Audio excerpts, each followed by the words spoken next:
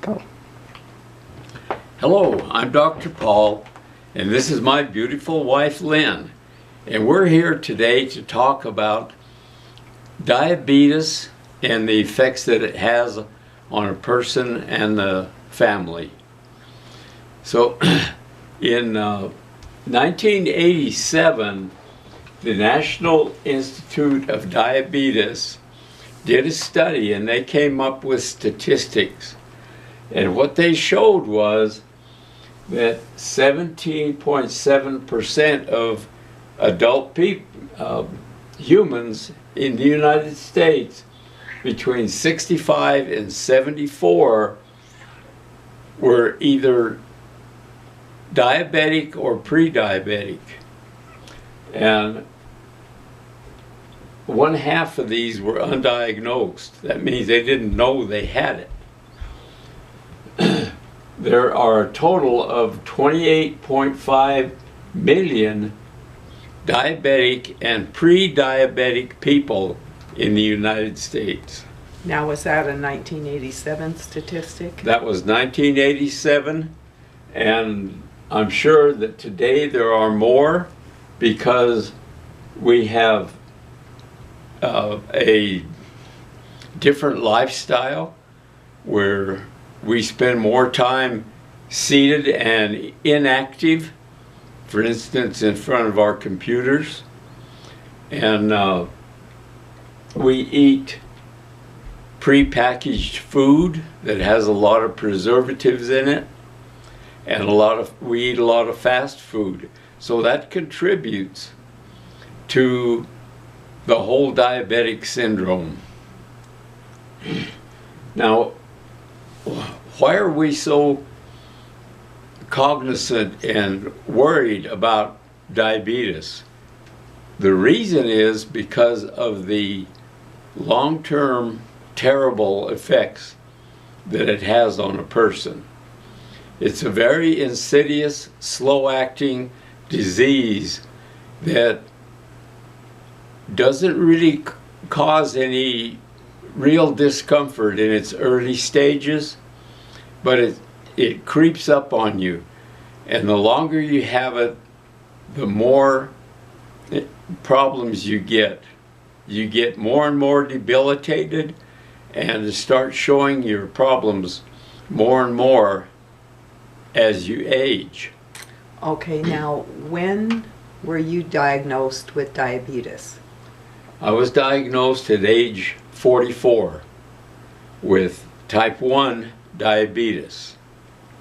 And is that the kind they call juvenile onset? That's what they call juvenile onset diabetes. But in my case, I think it was brought on by an autoimmune reaction, not by genetic inheritance, because nobody in my family had diabetes. So the complications of diabetes over time are severe. And some of those complications I have listed here. Neuropathy. Neuropathy is when the nerve supply and the blood supply to your extremities, especially toes and feet, becomes compromised due to diabetes, which leads up to a lot of discomfort, irritation, and finally amputations. People have their feet and legs amputated and end up in wheelchairs because of prolonged high blood sugar due to diabetes. Blindness is another bad complication. And some of the eye diseases attributable to diabetes are cataracts, glaucoma, and macular degeneration. So the macula is the center part of the retina of the eye, and when that shrinks down, you can't see anymore. It interrupts the transmission of the images from your eye to your brain. And so you just, you lose your ability to see. And that's all due to prolonged high blood sugars.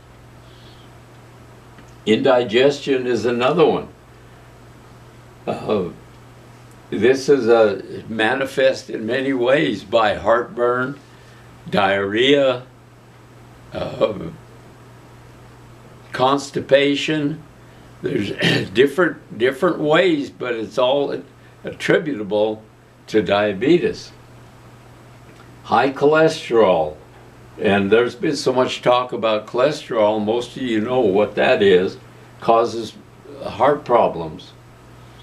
Fatigue, stroke, and other heart problems. Slow wound healing, infections, kidney disease, memory loss, depression, early death, amputations. Now, all of these long-term side effects of diabetes are preventable. Well, how do you prevent those?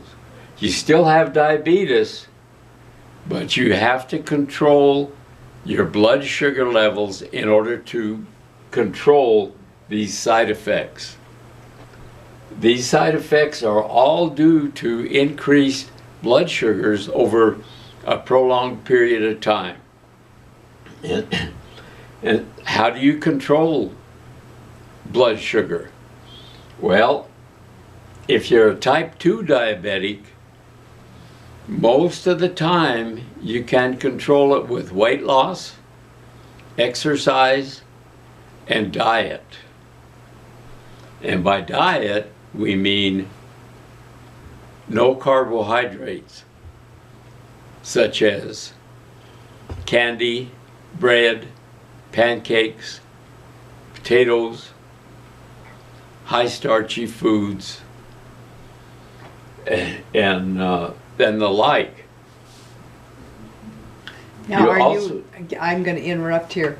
Are you saying that you would have absolutely none of those in your diet, or are you saying that you have to figure out how to manage having some of them in your diet? You have to figure out how to manage having some of them in your diet, because it's unrealistic to say that you're not going to ever eat bread again, or you're never going to have another piece of candy, or you're never going to have another cup of hot chocolate with some sugar in it. That's not realistic. But you have to learn what moderation is, and instead of eating a whole candy bar, have one bite. And that's it. Because if you have more, if you load yourself up with glucose, it's going to take longer and longer for you to wear that off, and it's going to cause long-term bad side effects. Well, in one way that people might address, because there's always going to be family get-togethers, friend get-togethers, and so take your serving in a very small dish. Don't take it on a plate like this. See if there's a little dish about this big around. You're not being deprived, you still have some, but you're not eating the whole big plate full. That's a good idea. And another thing you need to do is test your blood sugars often. Now, I recommend 4 times a day. That's what I do. I test 4 times a day. In the morning when I get up, at lunch, supper time, and at bedtime. And by doing that, and by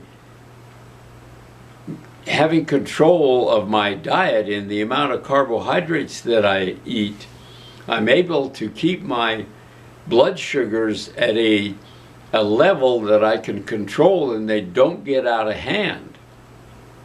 So it's not an easy task, but it's something that you have to do if you want to be able to live into older age without severe complications, such as blindness and amputations. It's not much fun when you're 80 years old going around with no feet. Well, and you experienced kidney failure. Right. And that happened to you about 8 years after you were diagnosed with the diabetes. Right. When I was diagnosed with diabetes, I was working very actively. I had 3 veterinary clinics that I was doing all the surgery for, and I was very busy, and I was not controlling my blood sugars the way that I should have been. I thought that working was a little more important than controlling my blood sugars, and I didn't pay close enough attention. They got out of hand. I had kidney failure, and then I had to quit practice and go on hemodialysis, which I was on for 8 years before I got a transplant, which is no fun either. So you want to pay attention and listen to an old guy who's been there, because I know what it's like, and it's not fun. Well, and I think I'll add in that when there is not a mindful control of what's going on with diabetes, it's going to affect the whole family, and it's going to affect your money-making capabilities. At the time that Paul had the 3 clinics, here comes the day that he does not have stamina to keep up with the management, the surgery load, and everything else. So at that point, we had to sell the clinics, and we made a lifestyle change, and it's going to, if you're not mindful of how you're managing things, it's going to impact the family from the standpoint that your economic situation can change drastically.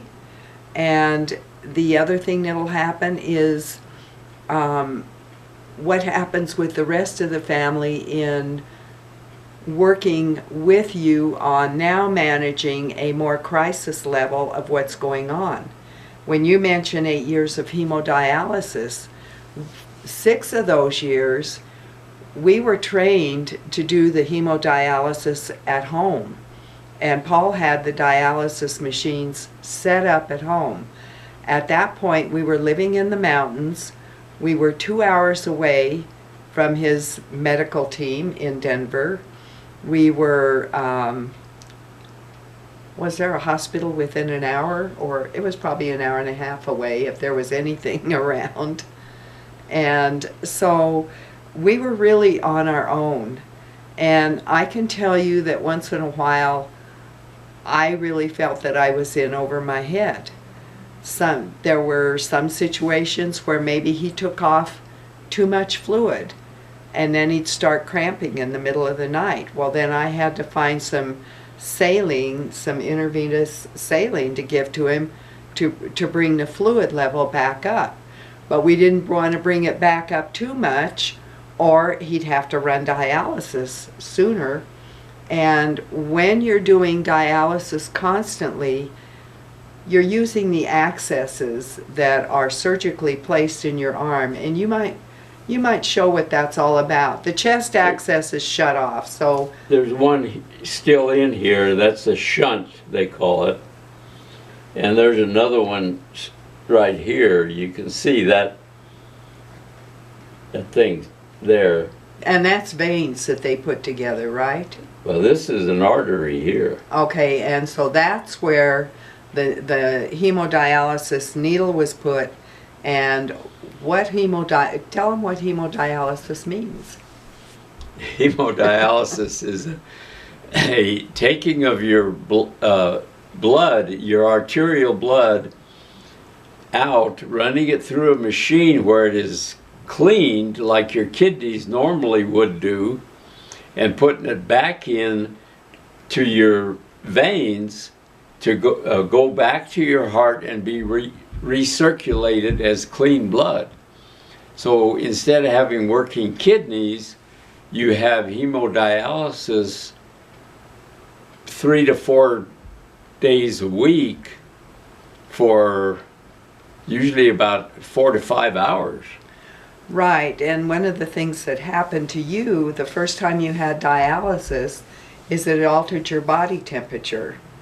And from then on, well, you might tell it from your point of view. Yeah, I've been cold ever since. But your normal body temperature dropped, and it's still dropped. Yeah, my normal body temperature went from 98.6 to 96, 95.8, something like that. And now it's back up to 97, but it's still lower than it ought to be. And when winters come around here, I really have to bundle up because I do get cold. Well, typical attire for him indoors in the winter is a t-shirt, maybe a thermal t-shirt, and then probably a lined flannel shirt, and then a polar fleece jacket. And that's sitting in what feels like a comfortable room to me. So that's an alteration that happens that it's improving, but gosh, it's been, your last dialysis was in 2004, and it's 15 years later, and he still has the low body temperature. Right. So, there are a lot of long-term complications. Even if you get a transplant, you still have a lot of problems that you have to live with. Back to type 2 diabetes control. Exercise is a very good way to help keep your blood sugars under control. And there are a lot of good supplements on the market too. So you just have to shop around and get what works for you. Another thing is isometric exercises and the Wim Hof breathing exercises. There's a guy from Sweden, is that where he's from? No, I think he's actually from Belgium or the Netherlands. And, Anyway, and he's called the Iceman. He's called the Iceman. He's got a lot of videos on YouTube, and he shows breathing exercises that help your general health. And they do help. I've been doing those, and it seems like there's good benefit from them. I know that my last time I was in to see the physician at the VA as a routine thing, a routine visit, my oxygen saturation was 100%, which is really good for an old guy. So those breathing exercises do help. And Paul, I think what we should do is we'll stop here, and in our next video we should talk about the benefits that you've experienced with the plasma energy water. Yeah, we can do that. This would be a good place to end. Okay. And go ahead and give our website if you would. Yeah, keep watching, because we're going to have follow-up videos more on diabetes, and you can see our plasma energy website and our plasma energy products at plasmaenergysolution.com. That's plasmaenergysolution.com. And if you think that you've gotten any value at all from this video, give us a big thumbs up and subscribe. Thank you.